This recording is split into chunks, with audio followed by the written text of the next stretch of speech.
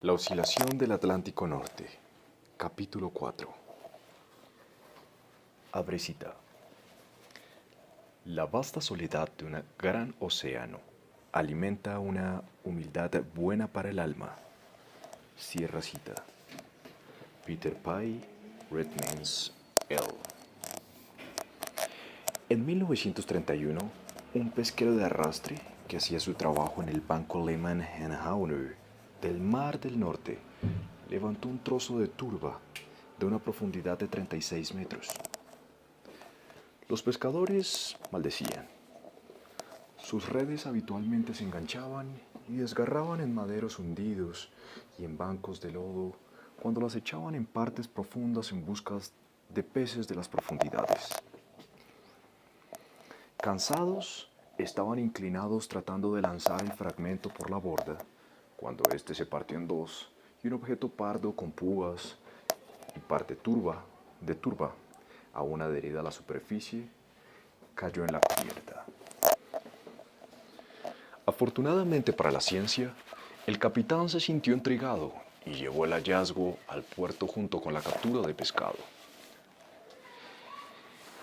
El descubrimiento llegó a oídos de un joven arqueólogo de la Universidad de Cambridge llamado Graham Clark, un brillante investigador que acababa de completar una disertación doctoral sobre los habitantes de Bretaña de la Edad de Piedra a finales de la Edad de Hielo. Clark identificó el objeto. Era una punta de lanza de asta de venado delicadamente confeccionada en la Edad de Piedra, idéntica a otros extremos de lanzas hallados a ambos lados del Mar del Norte. Clark había recorrido ampliamente la península escandinava, donde estudió los profundos cambios ambientales que se produjeron desde que, hace unos 1500 años, las grandes capas de hielo del norte comenzaron a retraerse para formar el mar Báltico. ¿Cómo se adaptaron las poblaciones humanas al recalentamiento generalizado?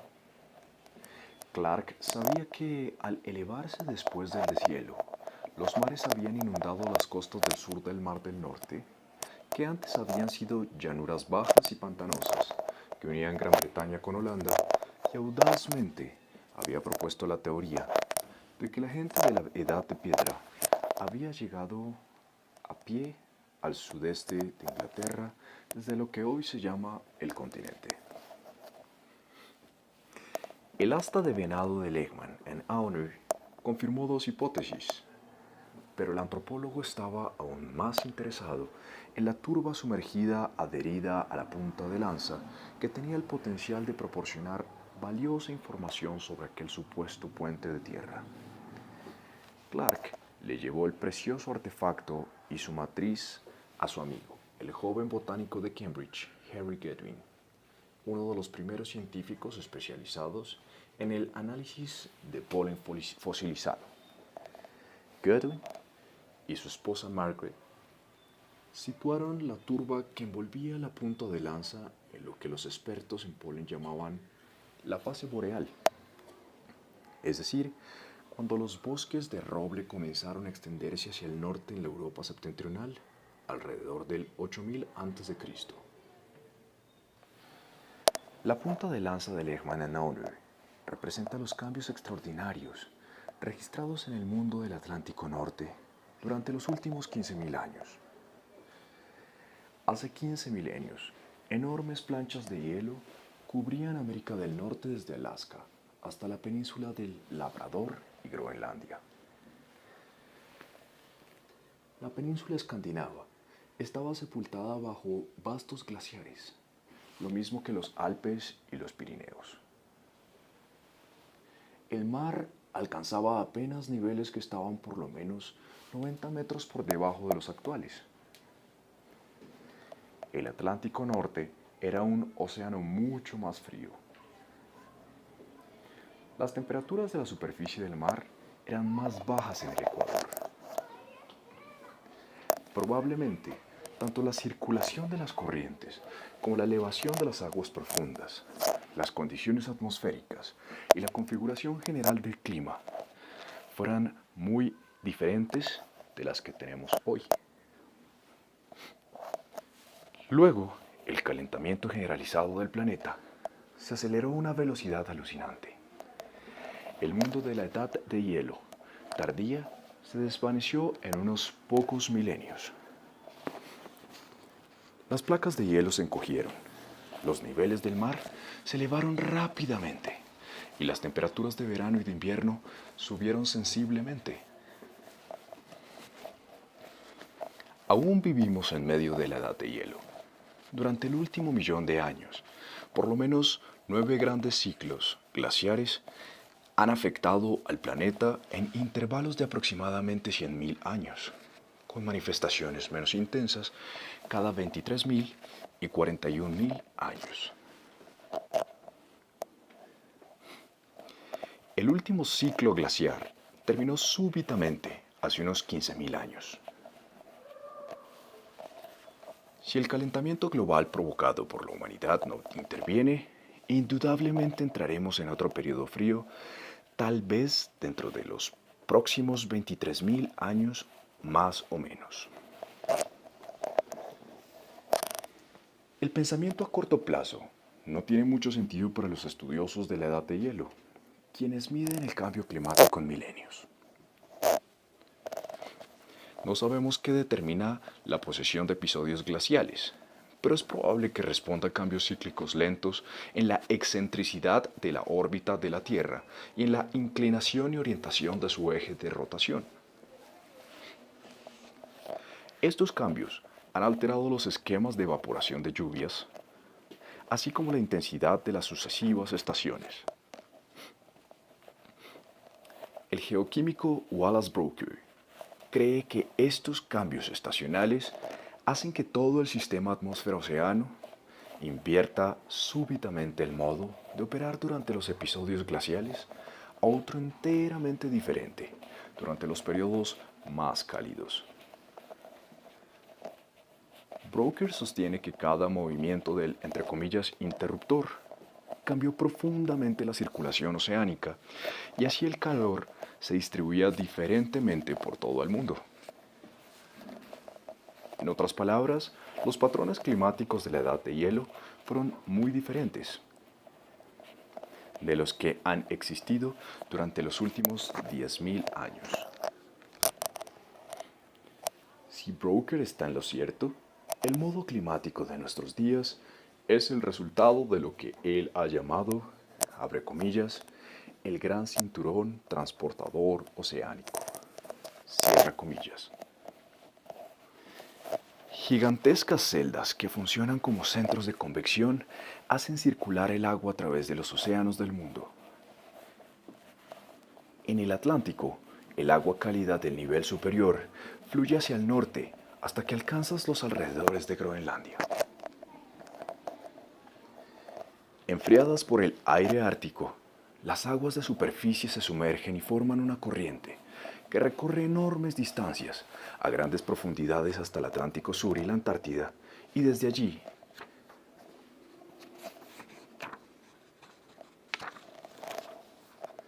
hacia los océanos Pacífico e Índico. Un movimiento hacia el sur de las aguas de superficie de los océanos Pacífico e Índico contrarresta el flujo con rumbo norte de las frías aguas profundas. En el Atlántico, la corriente con dirección norte es absorbida por el cinturón de convección más veloz que se dirige hacia el sur. Está alimentado por las aguas densamente salinas que descienden de la superficie de los mares del norte. La circulación de convección del Atlántico tiene una fuerza inmensa, equivalente, dice Brooker, a 100 ríos Amazonas. Vastas cantidades de calor fluyen hacia el norte y se elevan en las masas de aire árticas sobre el Atlántico Norte.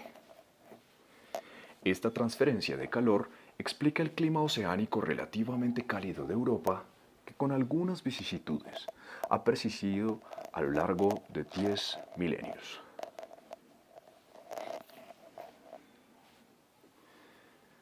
Solo podemos comprender el funcionamiento del gran cinturón transportador oceánico en términos muy generales. El Atlántico Norte continúa siendo una misteriosa confusión de corrientes atmosféricas arremolinadas, aguas de la superficie que se sumergen a las profundidades y corrientes marinas que cambian su trayectoria. Como en el caso de El Niño, las relaciones caóticas entre la atmósfera y el océano han dejado su marca indeleble en la historia humana a miles de kilómetros del mar abierto. Una de estas relaciones principales es la oscilación del Atlántico Norte, NAO Now. Desde 1770 hasta 1778, el misionero danés Hans Egede Saavai, quien cumplía su tarea pastoral en una remota estación de Closehaven, en Groenlandia, sufrió una serie de inviernos intensamente gélidos. En 1775 escribió, abre comillas, según cuentan los ancianos, durante los últimos 30 a 40 años no ha habido en Groenlandia un invierno como el que pasó. Cierra comillas. Los habitantes morían de inanición, pues el hielo se formaba muy pronto y tardaba mucho en derretirse.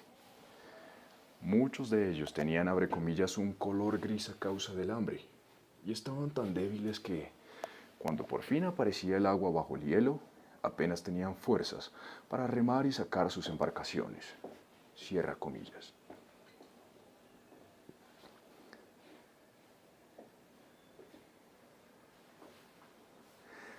Saavai estaba interesado en el clima y se mantenía informado sobre lo que pasaba en invierno en su país de origen. Lo sorprendió enterarse de que, abre comillas, en Groenlandia, todos los inviernos son severos, aunque no siempre idénticos. Figura 4.1, el gran cinturón transportador oceánico que hace circular las aguas salinas profundamente por debajo de la superficie de los océanos del mundo. La inmersión profunda de la sal en el Océano Atlántico Norte desempeña un papel vital en esta circulación. Los daneses habían observado que cuando el invierno era riguroso en Dinamarca, como lo percibimos nosotros, el invierno en Groenlandia es a su manera más benigno y viceversa. Cierra comillas. Otros viajeros también comentaron esta polaridad inesperada de las condiciones invernales, cuando lo razonable habría sido esperar que un invierno severo en una de las dos regiones coincidiera con un invierno igualmente riguroso en la otra. 120 años después, emplearon los registros de las temperaturas medias mensuales de Jakobshavn, en la costa oeste de Groenlandia y de Viena, Austria, reunidos durante 42 años para documentar lo que había sospechado Saavai. Pronto encontraron una oscilación semejante en Jakobshavn y Oslo, Noruega. En 1924, Gilbert Walker empleó algunas de sus correlaciones estadísticas para observar que en el Atlántico Norte, en invierno, la presión tiende a ser baja en las cercanías de Islandia y al mismo tiempo al ser alta en los alrededores de las Azores y la Europa del sudoeste. Llamó a este fenómeno oscilación del Atlántico Norte. Así como su oscilación del Pacífico reflejaba la diferencia de presión entre Darwin y Tahití, la oscilación del Atlántico Norte de Walker llegó a ser un índice oscilatorio que compara las presiones entre una persistentemente alta en las Azores y una predominantemente baja sobre Islandia. Las presiones atmosféricas de ambos centros fluctúan constantemente, lo que da diferentes gradientes de presión entre el norte y el sur. Al mismo tiempo, cuando el mar está en un nivel por encima de lo normal en las Azores, baja el nivel normal en Islandia y viceversa. Durante muchos años, los científicos habían sabido que la oscilación del Atlántico Norte es el modo dominante del comportamiento atmosférico de la región del Atlántico Norte, especialmente en los meses de invierno, cuando es responsable de al menos un tercio de la variación total de la presión en el nivel del mar. La oscilación del Atlántico Norte fluctúa constantemente, pero en una escala de tiempo más larga que la que de los cambios de un año a otro de El Niño. Un alto índice para la NAO indica baja presión en los alrededores de Islandia y correspondientemente alta presión en las costas de Portugal y en las Azores, una condición que origina fuertes vientos del oeste.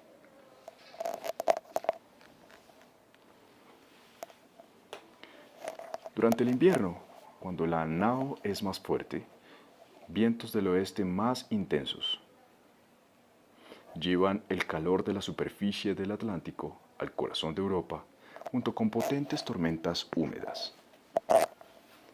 Los mismos vientos del oeste mantienen una temperatura invernal moderada, lo cual agrega a los agricultores británicos y del norte de Europa. Sin embargo, esos mismos inviernos benignos producen condiciones de sequía en el sur de Europa. Los productores portugueses y españoles de oliva se quejaban amargamente a comienzos de la década de 1990, cuando varios años de índices elevados diezmaron sus cosechas. Por su parte, Gstaad y otros centros alpinos de esquí de moda sufrieron una acumulación inusualmente escasa de nieve en sus pistas. En cambio, un bajo índice significa que las gradientes de presión serán menos pronunciadas, los vientos del oeste más débiles y las temperaturas mucho más bajas sobre el continente europeo. El aire frío del norte y del este procede del Polo Norte y de Siberia. La nieve cubre Europa y la capa de hielo sobre las carreteras provoca una reacción en cadena de accidentes y otros desastres en las autopistas alemanas. A veces hasta nieva en Niza, en la Ribera Francesa. Para los esquiadores y amantes de todos los deportes, de invierno es el mejor momento. Las fluctuaciones de la oscilación del Atlántico Norte son el principal motor que influye en el clima de cada año, desde el este de América del Norte a Siberia, y desde Groenlandia hasta el Ecuador, y tal vez aún más lejos.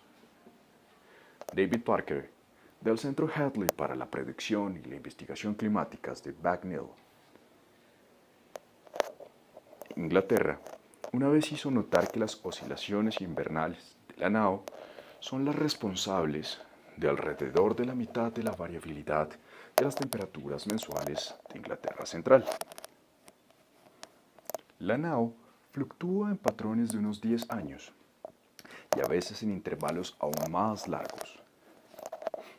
Tenemos registros precisos de variabilidad de largo plazo que se remontan a 1864.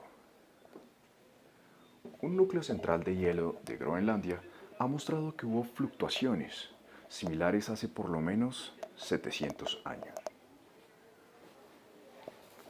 En sus manifestaciones extremas, la NAO produce condiciones climáticas memorables.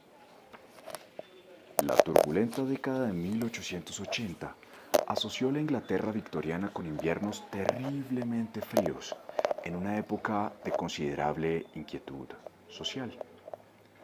Cientos de personas murieron de frío en los atestados barrios marginales de Londres.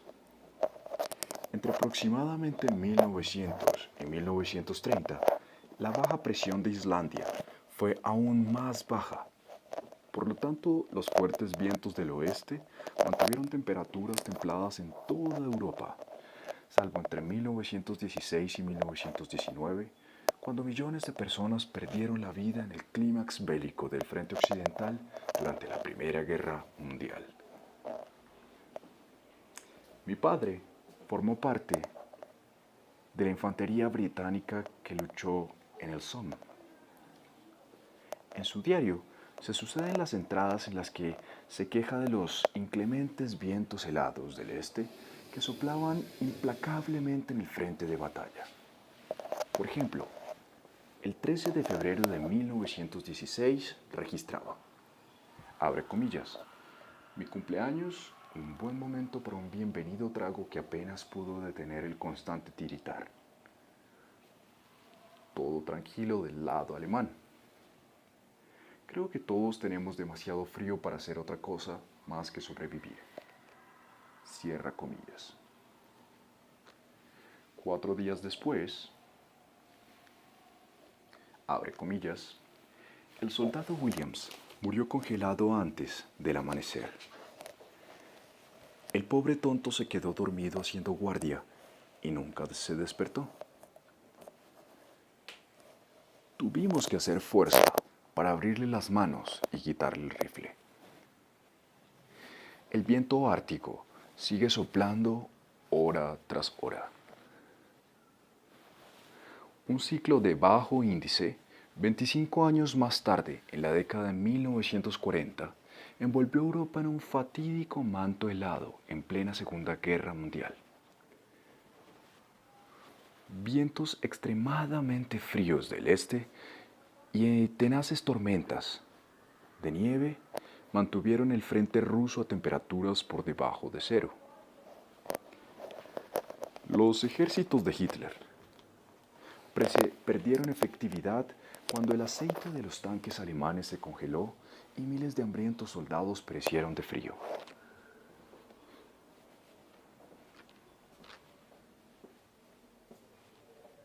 El frío y la ferocidad de la resistencia soviética se sumaron para derrotar al Führer.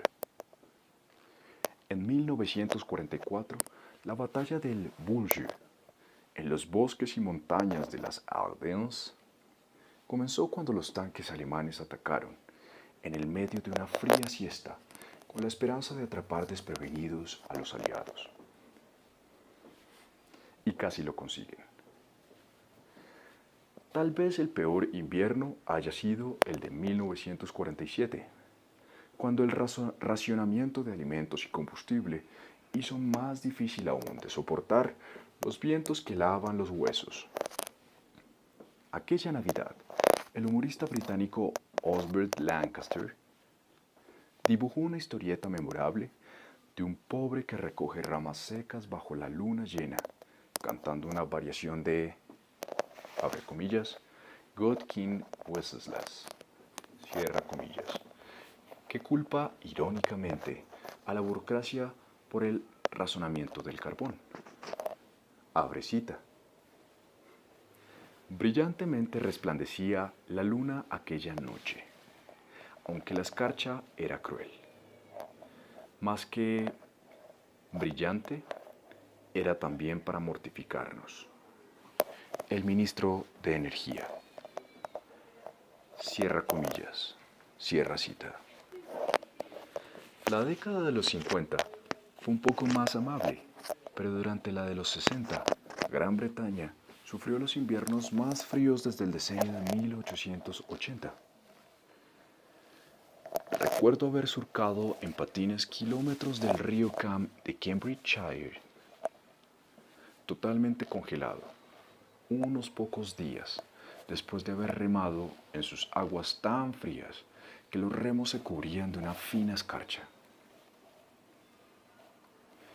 Durante el último cuarto de siglo, el índice ha sido alto y esto ha vuelto a traer inviernos más cálidos. Estos índices elevados, las anomalías más pronunciadas que se hayan registrado hasta ahora, han contribuido en gran medida al calentamiento observado durante los últimos 20 años en el hemisferio norte. Al mismo tiempo, los índices de los años recientes han desencadenado más tormentas invernales en el Atlántico Norte, mayor velocidad de los vientos y mayor altura de las olas, incluida la ola gigantesca que en 1996 barrió la cubierta del Queen Elizabeth II en el medio del océano.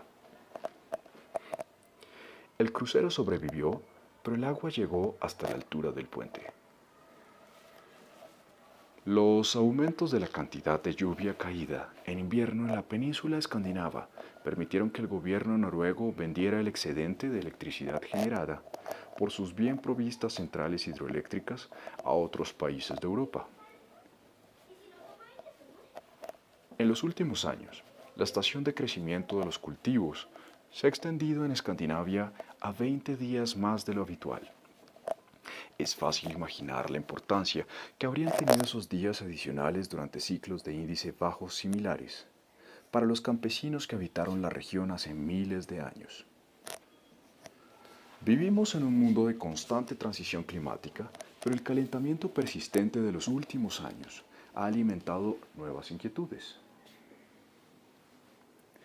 El agotamiento de las capas de ozono que hemos provocado y el uso intensivo que hemos hecho de los combustibles fósiles han comenzado un proceso de calentamiento global agresivo generado por los seres humanos que terminará convirtiendo el mundo en mares con extrañas condiciones climáticas. Todos los meteorólogos coinciden en que la NAO es un factor esencial entre los que organizan las fluctuaciones climáticas de escala hemisférica en el Océano Atlántico Norte y en las tierras adyacentes. Mientras las manifestaciones de la oscilación del sur y la circulación Walker en el Pacífico pueden reconstruirse de manera relativamente sencilla, al menos en términos generales, la NAO no es susceptible de ser explicada de manera sencilla, en parte porque la atmósfera que cubre el Atlántico Norte es perennemente caótica. Los modelos por ordenador lo dejan claro. El ciclo El Niño, oscilación del sur, opera principalmente como consecuencia de las cambiantes temperaturas oceánicas. Si uno intenta simular sus oscilaciones con una temperatura del océano constante incluida en el programa y ENSO se detiene. Si hacemos lo mismo con la NAO, esta continúa oscilando sutilmente. Esto sugiere con bastante solidez que la atmósfera siempre cambiante desempeña una parte muy importante en el comportamiento impredecible de la oscilación del Atlántico Norte.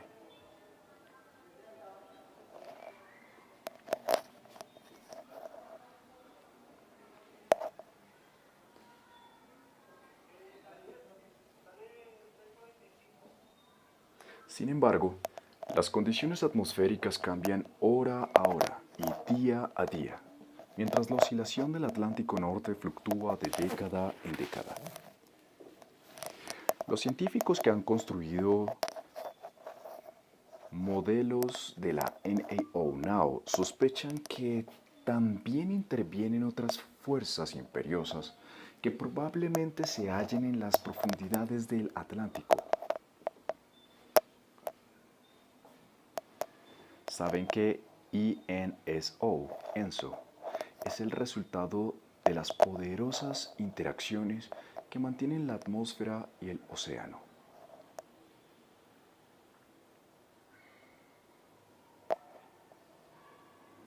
Tal vez la NAO sea consecuencia del mismo acto doble interpretado en concordancia con reglas mucho más complejas profundamente sumergidas en las aguas oceánicas.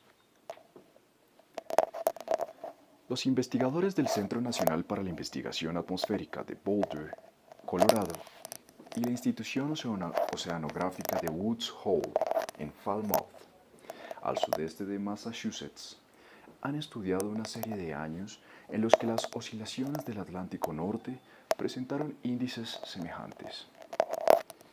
Examinaron la NAO durante el otoño precedente y en la primavera, el verano y el otoño siguientes. Comprobaron que durante las épocas más cálidas del año, la NAO erraba sin un derrotero fijo, pero cuando llegaba el invierno, La NEO Now parecía retornar al estado en que estaba durante el año anterior. Algunos oceanógrafos creen que cada año el mar le recuerda a la atmósfera lo que debe hacer. ¿Cuáles serían los candidatos con mayores probabilidades de ofrecerle esos recordatorios? Un protagonista indiscutido son las corrientes oceánicas, particularmente la corriente del Golfo y su parienta, la corriente del Atlántico Norte, las cuales forman un componente crítico del gran cinturón transportador oceánico de Brooke. Las aguas cálidas de la corriente del Golfo se desplazan con dirección nordeste por encima del estrecho de Florida hacia el cabo Arteras, impulsando a los veleros con gran despliegue hacia el norte. Hace 5 siglos y medio, los navegantes de los galeones españoles cargados de tesoros utilizaban la autopista que formaba esta corriente para dirigirse al norte, antes de enfilar hacia el este, llevados por los vientos predominantes del oeste desde las costas de las Américas hasta las Azores y luego a la península ibérica.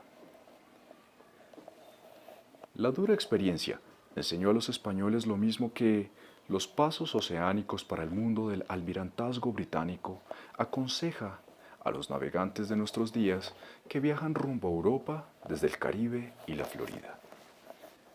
Abre comillas. El gran objetivo al conducir embarcaciones es avanzar hacia el norte lo más rápidamente posible impulsado por los vientos del oeste. Cierra comillas.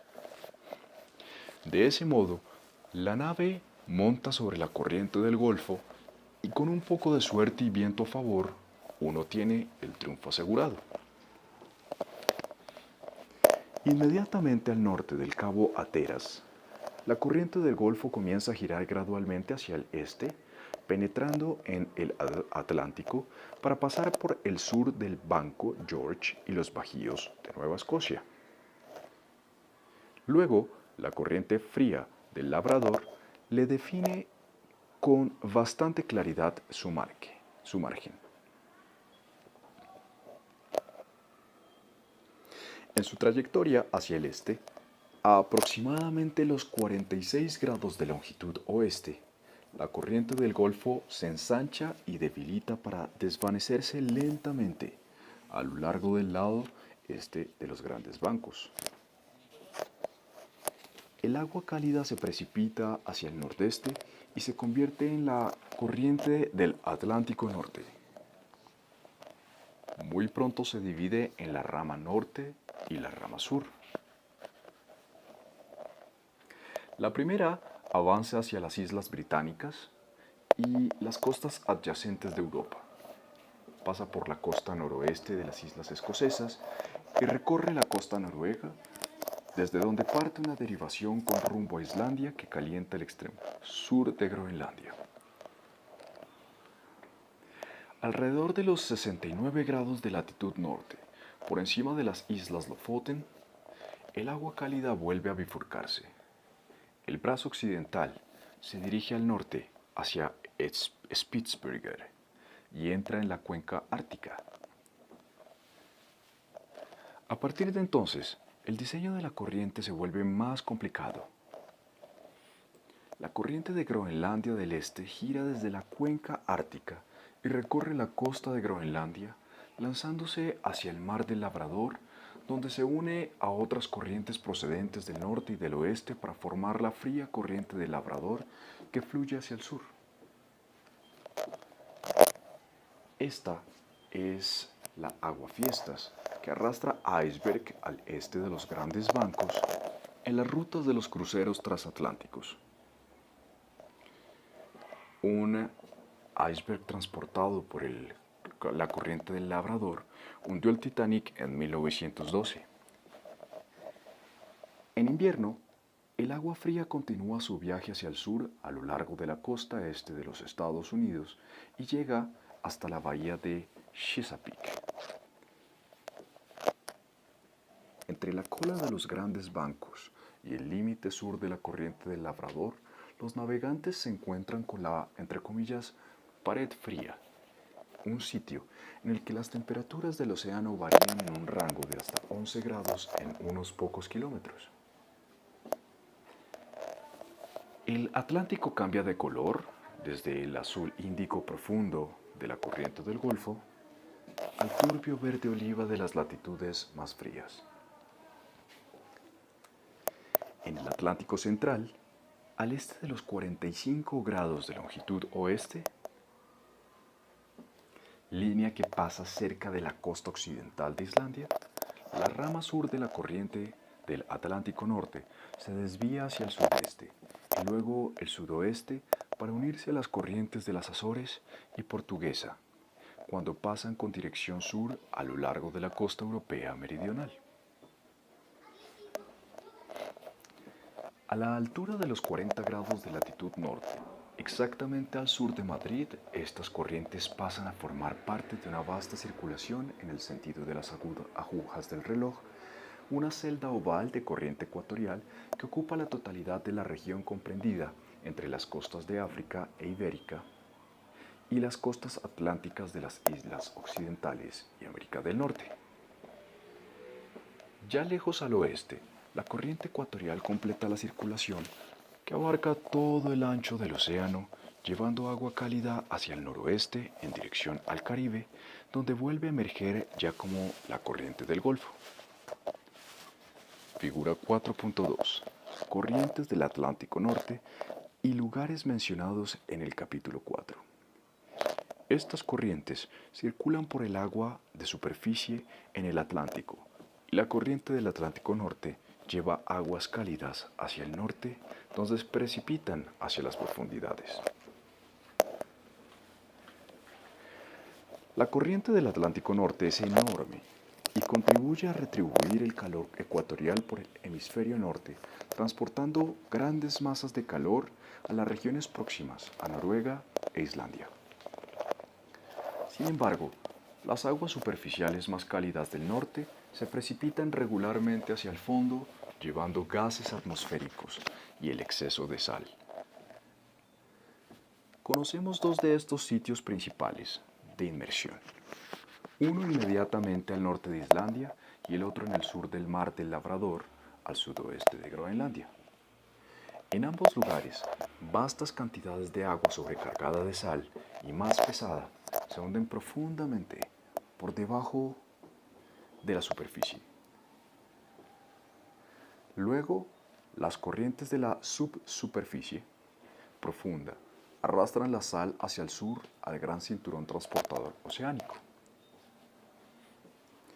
Mientras en el lejano Atlántico Norte, la sal circula rumbo al sur desde los sitios de sumersión, masas más cálidas viajan hacia el norte para compensar esa falta. Es tanta la sal que se sumerge en los mares del norte que llega a formarse una vasta zona de bombeo de calor, creada por la llegada constante de agua más cálida que calienta el océano en una porción cercana a un 30% más que el calor proporcionado por la luz solar directa en esas latitudes. ¿Qué ocurre cuando la gran inmersión se atenúa? La estación de bombeo se desacelera. La corriente del Atlántico Norte se debilita y las temperaturas caen rápidamente en el noroeste.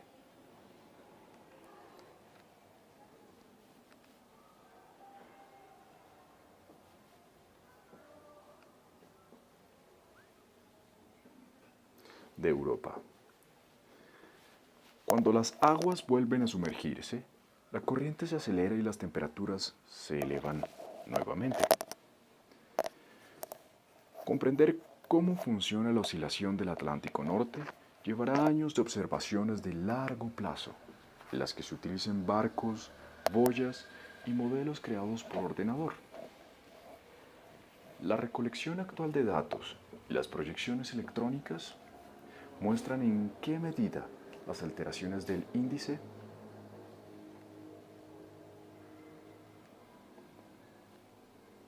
NAO now coinciden con los cambios que se registran en los mares de Groenlandia, del Labrador y de los Sargazos. Cada región crea grandes volúmenes de agua homogénea que afectan el océano en grandes superficies. Por ejemplo, el cálido mar de los Sargazos del Atlántico Central es famoso por la cantidad de malezas y algas. En septiembre de 1942, Cristóbal Colón escribía, abre cita, parecen fucos, salvo porque tiene largos tallos y brotes y están cargadas de frutos como el pistacho. Algunas de estas malezas se asemejan a las hierbas de los ríos y la tripulación encontró un cangrejo vivo en una de ellas. Cierra comillas. Colón creyó estar cerca de tierra cuando en realidad estaba todavía en pleno océano.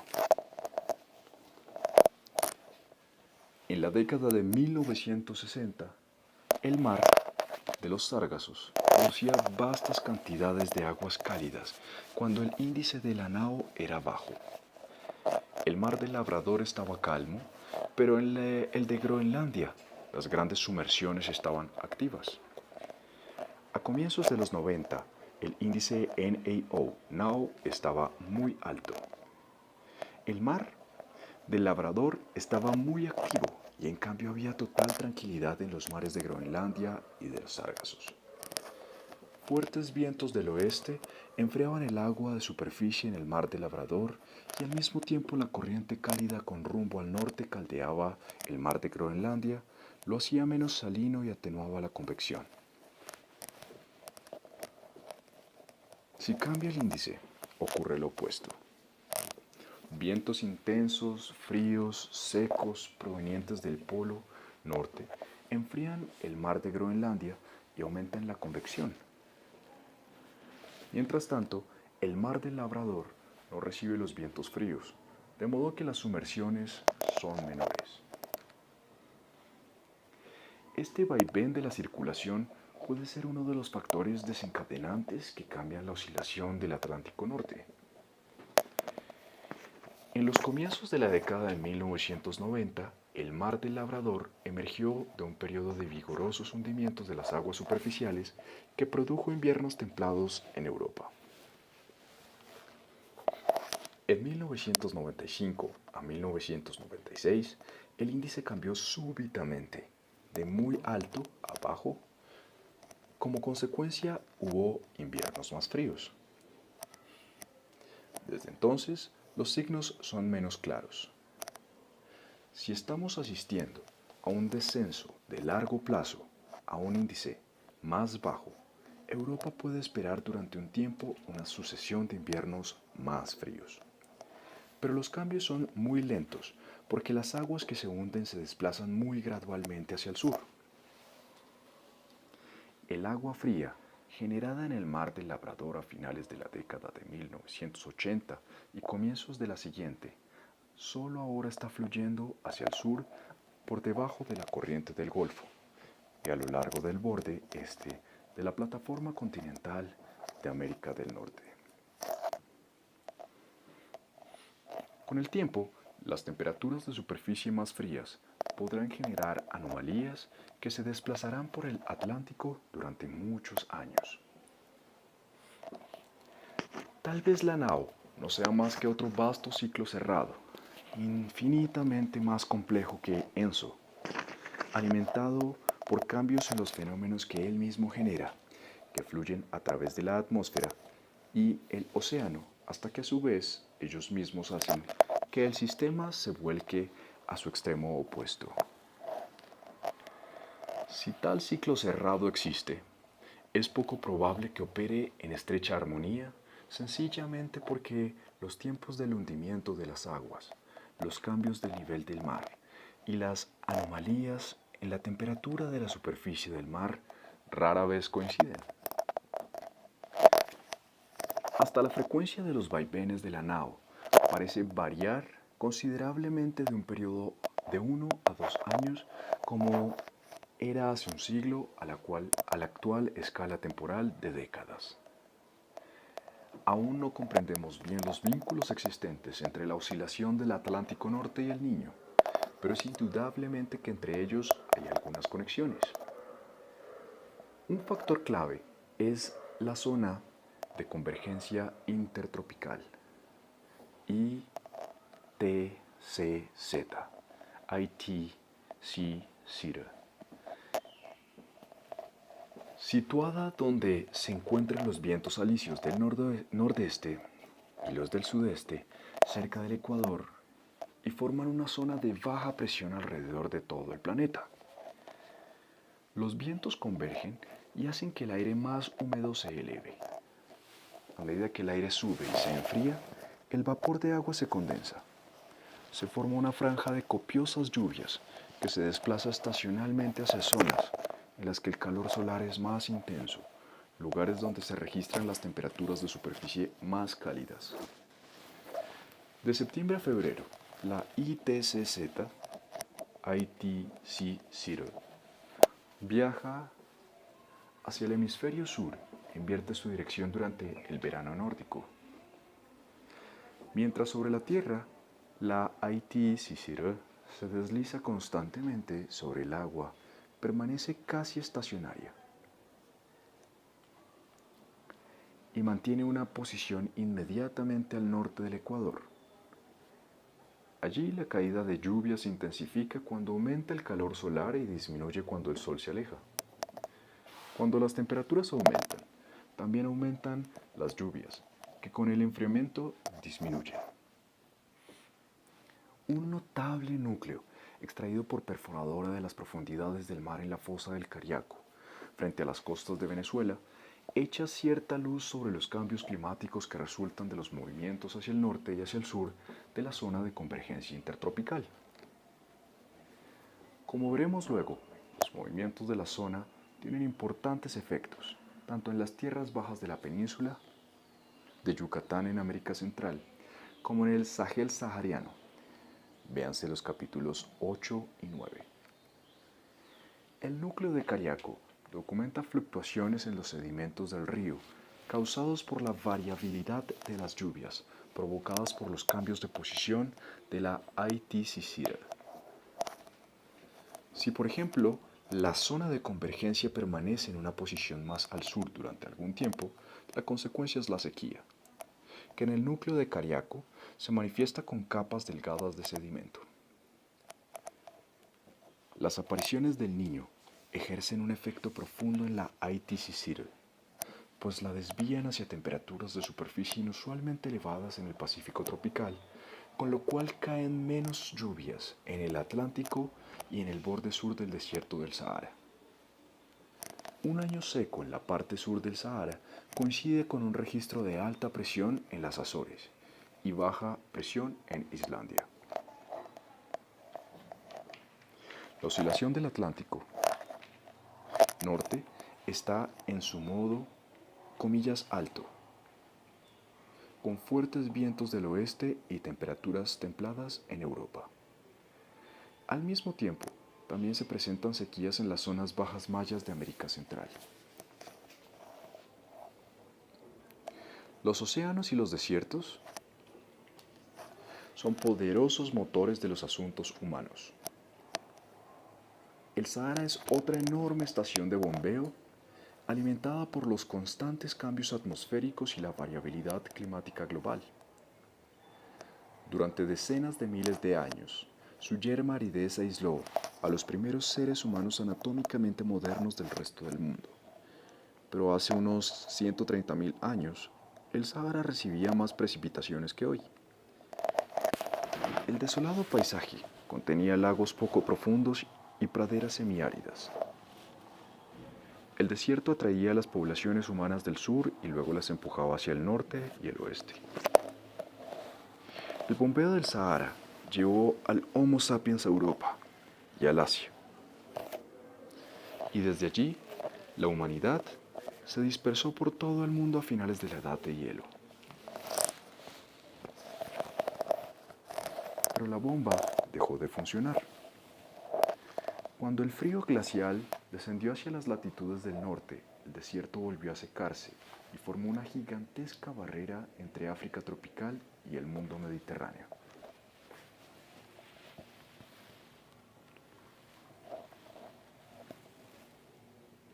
Hace 15.000 años, el calentamiento global trajo consigo la renovada caída de lluvias del Sahara. La bomba volvió a la vida. Primero aparecieron los cazadores y luego abundaron los rebaños de ganado en las abiertas praderas del desierto, junto a los enormes lagos de poca profundidad y un lago Chad mucho más extendido que el actual. Luego, cuando el desierto se secó después de 6000 a.C., la bomba volvió a cerrarse. Con sus últimos estertores, impulsó a sus poblaciones humanas hacia el Sahel, donde aún viven hoy.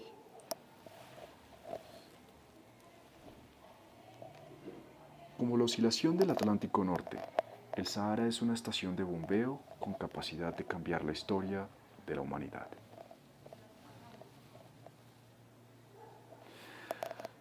Los oceanógrafos de muchos países mantienen su vigilancia sobre los sitios de hundimiento de las aguas superficiales de los mares de Labrador y de Groenlandia.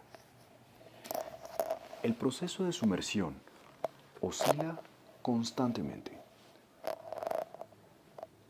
En la década de 1970 casi desapareció en el mar el Labrador y volvió a resurgir con fuerza en la de 1990. Actualmente está nuevamente declinando. La precipitación salina decayó un 80% en el mar de Groenlandia durante los años 80.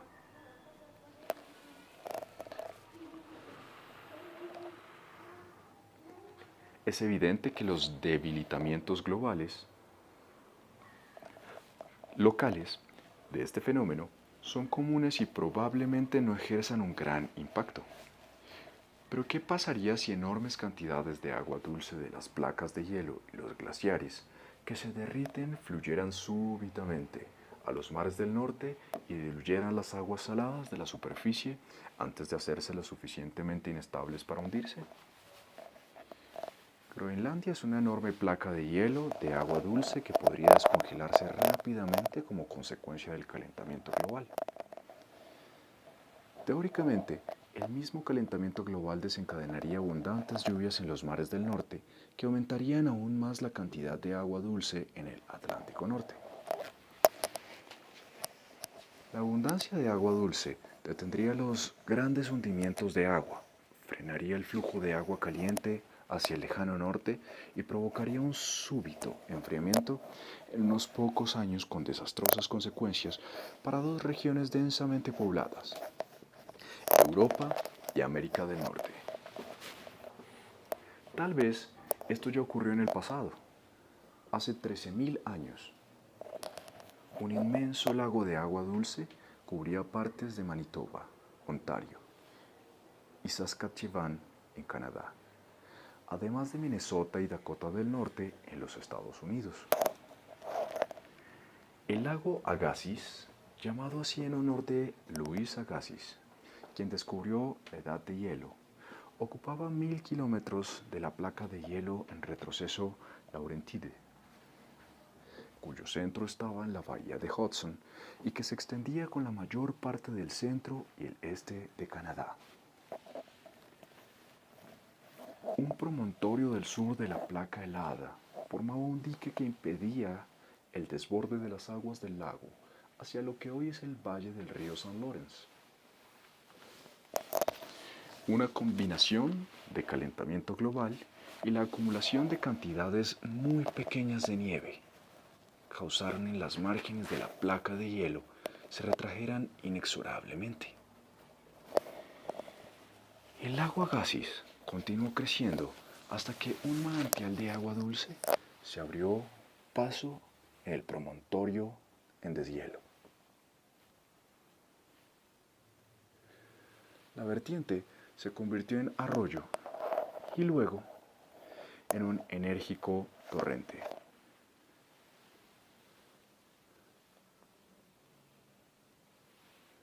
Una vasta correntada de glacial agua de deshielo fluyó hacia el mar del Labrador y quedó flotando por encima del agua salada más densa de la corriente del Golfo. La circulación de agua salada más densa de la corriente del Golfo circulación de la corriente del Golfo aminoró sensiblemente su marcha y hasta que quizás se haya detenido por completo.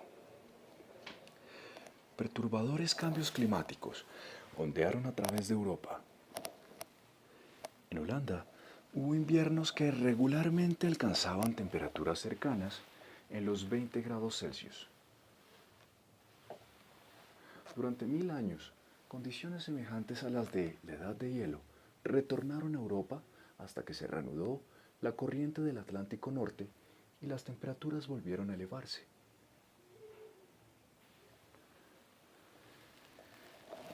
El gran cinturón transportador oceánico puede haberse detenido súbitamente y haber desencadenado un milenio de una renovada edad de hielo. La NAO y la ENSO, son dos partes de un único y complejo sistema climático mundial. Este sistema climático mundial oscila sobre muchas escalas de tiempo y coloca a la humanidad frente a situaciones desusadas y desafiantes en cada estación del año. Estas oscilaciones, calor y frío, humedad y tiempo seco, siempre obligaron a los seres humanos a adaptarse al rápido cambio climático. Durante decenas de miles de años, la adaptación consistió en mudarse, alejarse de la sequía o de la inundación, o bien en apelar a mecanismos sociales en alto grado flexibles que fortalecieron la conducta comunal de modo tal que nadie muriera de hambre. Las reglas de la existencia humana han cambiado desde la Edad de Hielo. Hace unos 10.000 años, cuando los hombres comenzamos a cultivar la tierra. Nos asentamos en aldeas permanentes y nos arraigamos a nuestras tierras. Aunque perdíamos el lujo de la movilidad, aunque vivíamos en un contexto de adaptación obligada al repetido cambio de clima, las civilizaciones ascendieron y cayeron. Grandes reinos florecieron en Europa y las Américas, y los navegantes que se aventuraron por tierras lejanas colonizaron las islas del Pacífico al tiempo que el crecimiento de la población humana se aceleraba en todas partes. La vulnerabilidad de los seres humanos a las súbitas sacudidas climáticas, con tanta frecuencia acompañadas de anegamientos, sequías y hambrunas, también fue aumentando constantemente durante los últimos 10 milenios, hasta alcanzar el punto crítico en que nos hallamos hoy. Actualmente somos más de 6.000 millones que vivimos apiñados en ciudades atestadas, en tierras de cultivo cada día más exhaustas, en miserables asentamientos marginales. Aún tenemos mucho que aprender de los giros y vueltas de las corrientes atmosféricas y de las corrientes oceánicas, de los cambios operados en las temperaturas de la superficie del mar y de las zonas de convergencia que fogonean este admirable motor del cambio climático global. Siempre supimos que las oscilaciones climáticas de largo plazo originaron en el pasado cambios culturales y sociales decisivos, como ocurrió inmediatamente después de la Edad de Hielo, cuando los hombres orientaron sus actividades de subsistencia a cultivos más intensivos con herramientas especializadas. Hoy, una nueva generación de instrumentos tecnológicos ofrece posibilidades extraordinarias para investigar las profundidades de los océanos, las antiguas placas de hielo, los montes y los bosques, y permite que los arqueólogos observen cómo afrontaron las sociedades antiguas los movimientos pendulares de mucho más corto plazo. Por primera vez estamos en vías de comprender en qué medida los vaivenes proteicos e impredecibles del clima global afectaron el ascenso y la caída de las grandes civilizaciones, y aún de sociedades mucho menos complejas, durante por lo menos 5.000 años. Fin del capítulo 4. Fin de la primera parte.